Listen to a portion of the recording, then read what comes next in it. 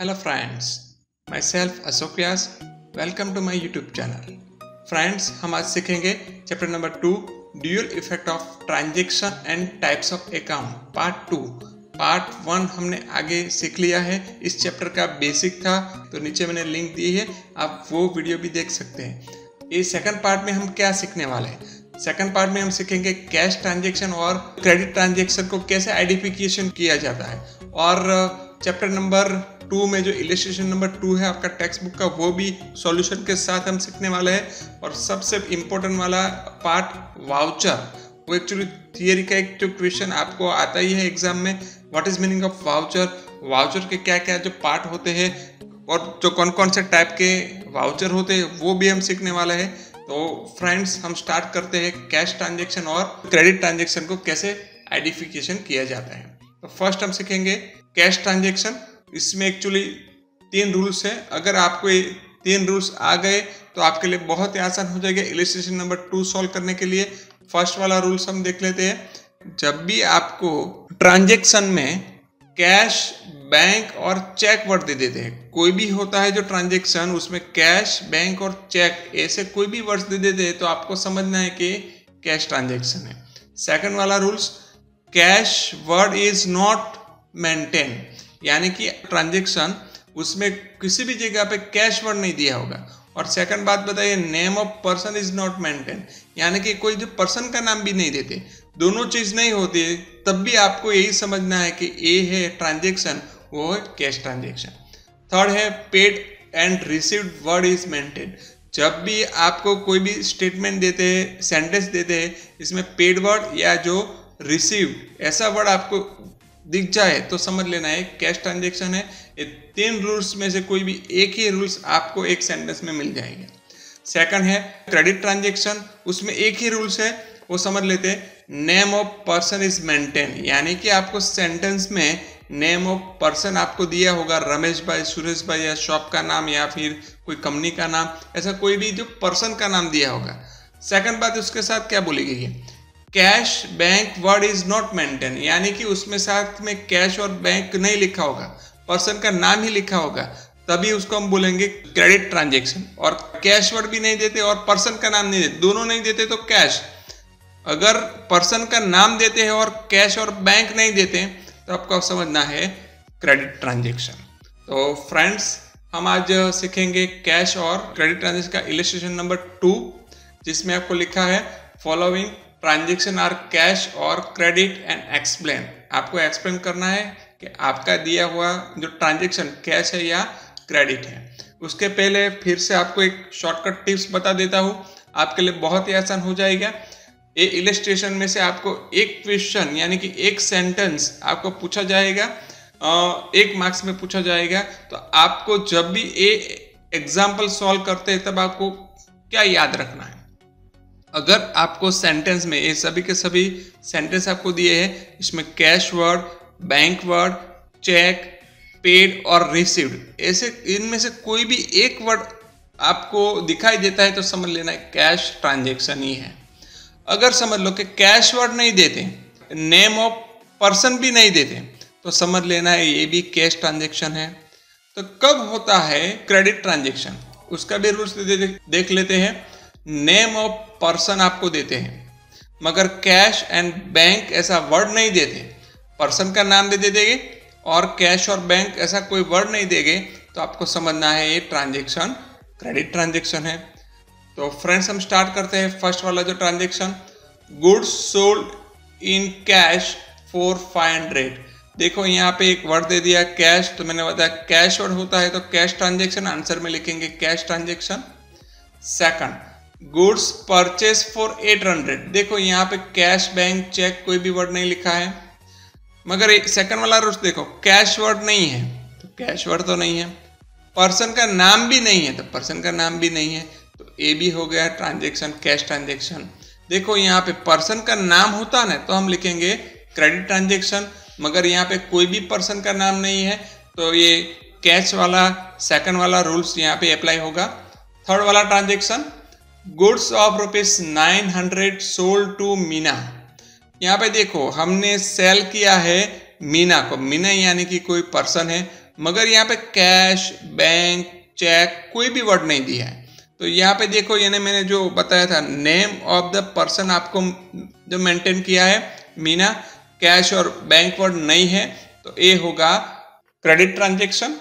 Number 4, goods of ₹2000 sold to Nutan for cash. देखो यहाँ पे आपको पर्सन का नाम दिया है मगर साथ में कैश बैंक वर्ड दिया नहीं, ऐसा नहीं है। देखो कैश वर्ड दिया है तो कैश देते हैं तो पर्सन का नाम आपको भले दिया होगा, उसमें हमें कोई दिक्कत नहीं है, मगर कैश वर्ड दिया है तो हम लिखेंगे cash transaction. Number 5, salary paid ₹5000। देखो यहाँ पे तो पेड आता है तो कैश ट्रांजेक्शन लिखेंगे, आंसर में cash transaction. Insurance premium paid ₹8000। यहाँ पे फिर से आ गया पेड वर्ड आता है तो हम लिखेंगे कैश ट्रांजेक्शन।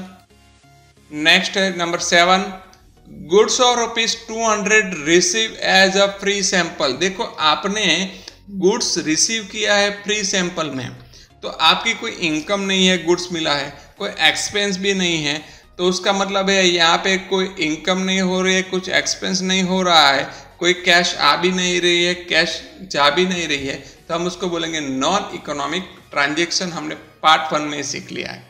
अब नेक्स्ट देखेंगे number 8, furniture of ₹5000 purchase from Shreeji furniture. यहाँ पे देखो श्रीजी फर्नीचर है ना, वो एक शॉप का नाम है। अकाउंट में शॉप का नाम को हम बोलेंगे पर्सन, अकाउंट में उसको बोलते हैं पर्सन, मगर यहाँ पे किसी भी जगह पे कैश और बैंक वर्ड नहीं दिया है, तो यही रूल हमें अप्लाई करना पड़ेगा। पर्सन का नाम है श्रीजी फर्नीचर और कैश और बैंक वर्ड नहीं दिया है, तो हम बोलेंगे उसको credit transaction. Number 9, 3000 paid to Shah agency for advertisement. यहाँ पे वर्ड दिया है पेड, अगर आपको पेड वर्ड देते हैं तो समझ लेना है कैश ट्रांजेक्शन, आंसर में लिखेंगे कैश ट्रांजेक्शन। नंबर 10 लिखा है कमीशन रिसीव्ड 3200। रिसीव्ड ऐसा वर्ड दिया है, रिसीव्ड आता है तो हम लिखेंगे आंसर में cash transaction. Goods of ₹5000 purchase for cash, payment is made by cheque. देखो यहाँ पे पेमेंट चेक से किया है, चेक आएगा तो ऑलवेज आपको लिखना है cash transaction. Goods of ₹6000 sold, payment is received by cheque. यहाँ भी पेमेंट आपने चेक से रिसीव किया है तो लिखेंगे आंसर में कैश ट्रांजेक्शन। मैंने यहाँ बताया कैश, बैंक, चेक, पेड और रिसीवर्ड आता है तो कैश ट्रांजेक्शन आएगा। Rent receive by cheque, cheque से ही हुआ 7500 और रेंट का, तो हम लिखेंगे cash transaction. 14 number, telephone bill of 700 paid by cheque. हमने ये भी जो पेड किया है वो भी चेक से, लिखेंगे कैश ट्रांजेक्शन। चेक आता है कैश ट्रांजेक्शन में। A check of ₹3000 issued to Laxmi ben for her dues. यहाँ भी फिर से वर्ड आ गया चेक, तो हम लिखेंगे कैश ट्रांजेक्शन। तो फ्रेंड्स, तो आपको अगर ये शॉर्टकट टिप्स आ जाती है तो समझ लेना कि आपको एग्जाम में जो पूछा गया कि कैश ट्रांजेक्शन है या क्रेडिट ट्रांजेक्शन है, आपको इजीली उसके आंसर दे सकते हो। तो इस रूल्स को आपको फॉलो करना है तो आपका सभी के सभी क्वेश्चन इजी सॉल्व हो जाएंगे। उसके बाद हम देखेंगे वाउचर। वाउचर का लिखा है जो कंपोनेंट, यानी कि वाउचर के कौन कौन से पार्ट होते हैं। तो एक्चुअली पहले आपको जो पता होना चाहिए कि वाउचर किसे कहते हैं। सिंपल लैंग्वेज में आपको जो एक एग्जांपल देता है वो आप समझ जाएंगे कि वाउचर किसे कहते हैं। जब भी आप कोई शॉपिंग मॉल में जाते हैं, क्या शॉपिंग करने जाते हैं, तब आपको जो बिल मिलता है उसको वाउचर कहते हैं। वाउचर वो जो बिल का सिमिलर वर्ड है, बिल उसको ही बोलते हैं वाउचर। एक मैंने सैंपल लिया है आपको समझाने के लिए, उसके जो कौन कौन से पार्ट होते हैं। शिवानी एंटरप्राइज का ये शॉप का बिल है। वाउचर में जो कौन कौन से पार्ट है, फर्स्ट है name and address of voucher insurance, यानी कि जो भी वाउचर जो लिख रहा है या जो बना रहा है उसका फर्स्ट उसका नेम आता है या एड्रेस भी आता है साथ में। सेकंड आता है वाउचर नंबर, यानी कि यहाँ पे लिखा है 201, वो 201 वाउचर नंबर है, उसको हम बोलते हैं बिल नंबर भी बोल सकते हो। थर्ड है डेट, आपके बिल्स में यानी कि जो वाउचर में डेट भी लिखी होती है, 2/12/2014 डेट लिखी है, हर एक बिल में आपको ये दिखाई देगा। उसके बाद है name and address of voucher receiver, यानी कि जो आपकी शॉप में आता है कस्टमर, वो कस्टमर का नेम भी होता है और एड्रेस भी होता है। एक्चुअली कई सारी कंपनियां या कई अच्छे शॉप वाले तो अभी तो जो मोबाइल नंबर भी लिख रहे हैं, तो यहाँ पे वाउचर का नेम एड्रेस सब लिखा होता है जो वाउचर रिसीवर है उसका। उसके बाद है गुड्स डिटेल, यहाँ पे जो भी आपने परचेस किया है गुड्स या इसने जो सेल्स किया है गुड्स, कितने गुड्स है और कितनी उसकी जो क्वांटिटी है सब एक्सप्लेन किया होता है। Next amount in figure and word, यहाँ पे पूरा का पूरा अमाउंट आपको फिगर में मिलेगा जो टोटल करके, और उसके लेफ्ट साइड में यहाँ पे लिखा है रुपीस, उसका मतलब यहाँ पे आपको अमाउंट वर्ड में लिखनी है, दोनों अमाउंट हो सकती है। नेक्स्ट है लास्ट में सिग्नेचर ऑफ बिल प्रिपेयर, यानी कि जो भी ये ऑनर्स या उसका अकाउंटेंट जो बिल बना रहा है उसका सिग्नेचर यहाँ पे आएगा। ये सारे पार्ट जब भी एक साथ में दिखते हैं तो समझ लेना उसको हम वाउचर बोलेंगे। इनमें से कई पार्ट ऐसे भी होते कि कोई शॉप में नहीं होता, मगर इनमें से मैक्सिमम पार्ट तो आपको हर एक बिल में या हर एक वाउचर में मिल जाएंगे। अब हम सीखेंगे what is meaning of voucher. Voucher किसे कहते हैं? यहाँ पे लिखा है आईएमपी, तो उसका मतलब है कि आपको एग्जाम में पूछा जा सकता है। Return documentary evidence supporting any financial transaction is called voucher, यानी कि ऐसा डॉक्यूमेंट है जो आप एविडेंस के लिए उसको फाइनेंशियल जो ट्रांजैक्शन है उसका एविडेंस के लिए आप यूज कर सकते हैं और उसका सपोर्टिंग करते हैं, तो हम उसको बोलेंगे वाउचर। तो pillar of account is voucher, यानी कि अकाउंटिंग लिखने के लिए ये पहला उसका बेस है, पहला उसका जो पिलर है।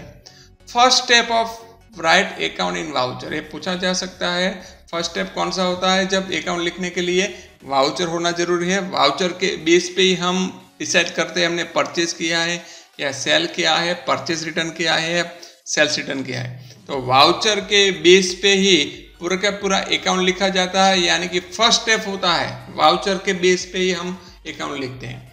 अब देखेंगे टाइप्स ऑफ वाउचर, कौन कौन से टाइप वाउचर होते हैं, उसके क्या मीनिंग होता है वो हम समझने वाले हैं।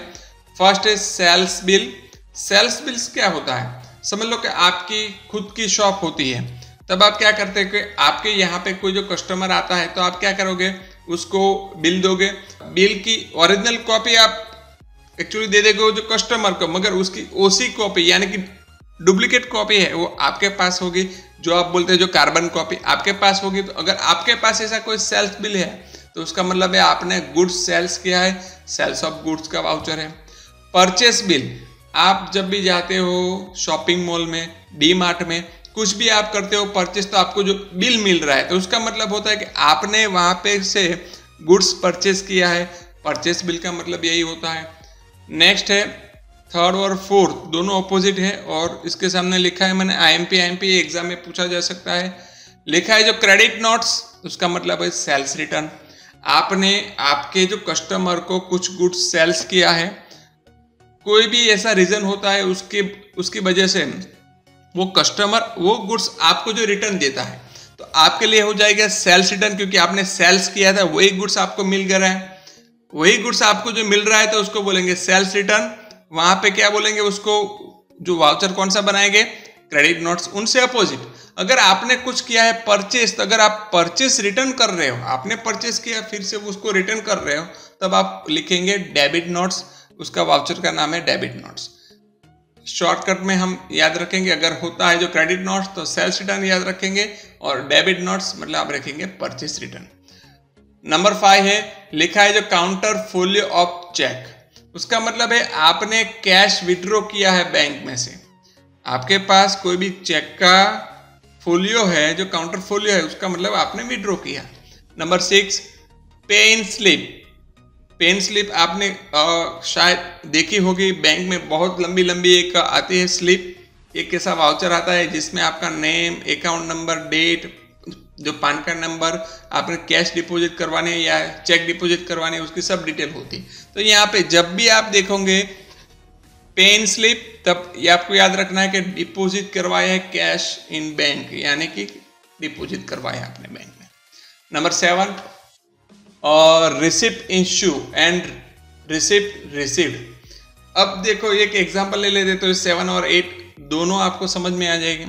जब आप 11 में स्कूल में एडमिशन लिया है, तब आपने स्कूल की फीस पे की है, तब क्या करेगी, जब भी आपने फीस पे की तो स्कूल वाले आपको एक रिसिप्ट देंगे।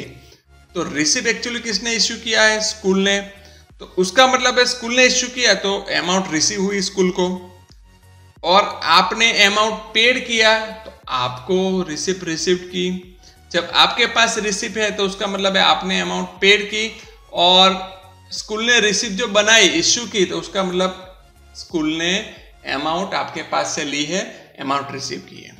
लास्ट है एक्सपेंस बिल। जैसे कि आपका हर मंथ आता है इलेक्ट्रिसिटी बिल, आप उसको पे करोगे इलेक्ट्रिसिटी कंपनी में, तब आपको जो बिल मिलेगा उसका मतलब है कि आपने ये आपका एक्सपेंस है उसने पेड किया है, वो चेक और कैश है। ऐसे 9 टाइप्स ऐसे हैं जो वाउचर के जो इम्पोर्टेंट रखते हैं। अभी इसकी मैंने आपको शॉर्ट में ही एक्सप्लेन किया है, पीछे वाले चैप्टर में हम डीप में उसका जो डिस्कशन करने वाले हैं। इस वीडियो में हमने जो सीखा है कैश ट्रांजेक्शन, और लिखा है जो क्रेडिट ट्रांजेक्शन, और साथ में सीखा है वाउचर। ये आपके लिए एग्जाम के लिए 2 मार्क्स का क्वेश्चन और जो 1 मार्क्स का क्वेश्चन के इम्पोर्टेंट रखता है वीडियो। अगर आपको ये वीडियो में कुछ समझ में नहीं आता है तो आप फिर से वीडियो देख सकते हैं, और कोई भी दिक्कत रहती है तो आप मुझे नीचे दिए हुए जो कमेंट बॉक्स में क्वेश्चन पूछ सकते हैं। Thank you very much.